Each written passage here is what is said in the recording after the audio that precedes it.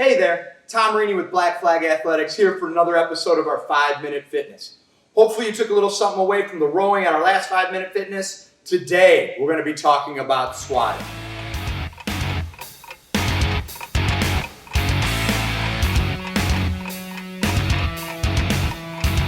Now I know what you're thinking. You've heard about all the different ways to squat. You know how to squat. What else could you learn? Well, hopefully today I can give you some new cues that will make you a better and more efficient and effective squatter. Also minimizing the potential for injury with some poor movement patterns that may have been created by some of the cueing that you have been using.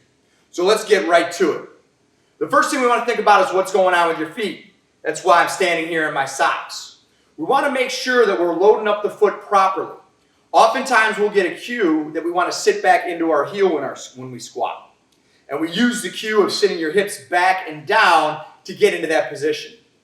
I'm going to go ahead and hopefully change your mindset with that. When we squat, we want to squat utilizing our entire foot. So we should never see the ball of the foot or the toes come off the ground. Rather, I want to dig my big toe into the ground to set up the arch of my foot when I squat. So I have a nice balanced foot throughout the entirety of the squat. Simplest terms, there's more surface on the ground, which will allow for a little bit more application of force through the foot as we push up. Also, if we engage the musculature of the foot, it allows us to stay a little bit more stronger and stable as we drive up out of the squatting position. So the first thing I'll do is I'll set up with my feet slightly wider than shoulder width or hip distance, and I'm going to turn my foot out slightly. Now, we encourage you to let your foot go wherever it'll naturally go.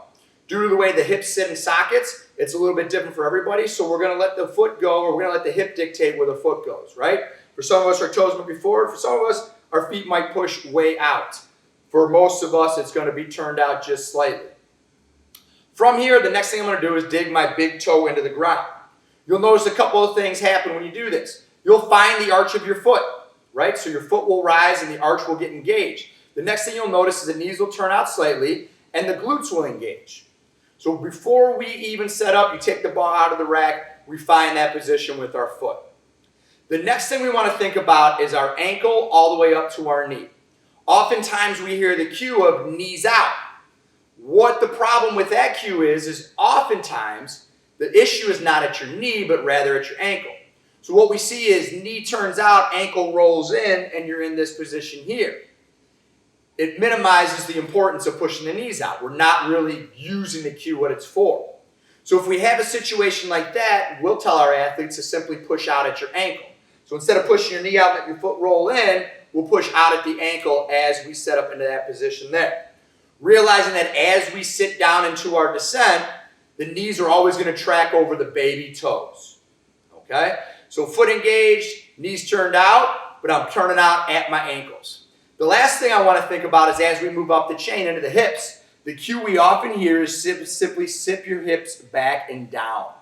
We don't like that cue, and the reason because is if we tell you to go ahead and sit your hips back, the first movement is here. Number one, I'm off balance. I move into my heel. Number two, I go ahead and put some undue stress on that lumbar spine. As soon as I push my hips back, I get into this exaggerated curve of my lower back. All right? So I get into that position there. And the third thing is I'm going to go ahead and push my shoulders forward. So hips go back, basic biomechanics, hips go back, shoulders are going to go forward. So if we have load on our shoulders, we can't allow that bar to get too far past our midline for fear of being able to control and stand up with it. Okay? So instead, we'll teach our athletes to simply just sit their hips down. If we have poor ankle mobility, that's where it becomes an issue, right? So instead of pushing your butt back, we'll just simply say, sit down, okay? When we sit down, we're able to stay balanced in our feet. We're able to push our knees out through our ankle, and then we're able to keep our torso in a nice neutral position. As we're working up the line, when we think about torso position, again, we push our hips back, we get in this pronounced curve. Instead, we want to just maintain a neutral spine position, right, which is my tall position here. That doesn't mean that your torso can't lean forward slightly, and actually, in a squat, it's ideal if your shoulders do lean forward slightly to keep this bar right over your center of gravity. We always teach that we want to keep the center of mass of the bar over your body's center of gravity. For most of us, that's that bar staying right above the ankle joint.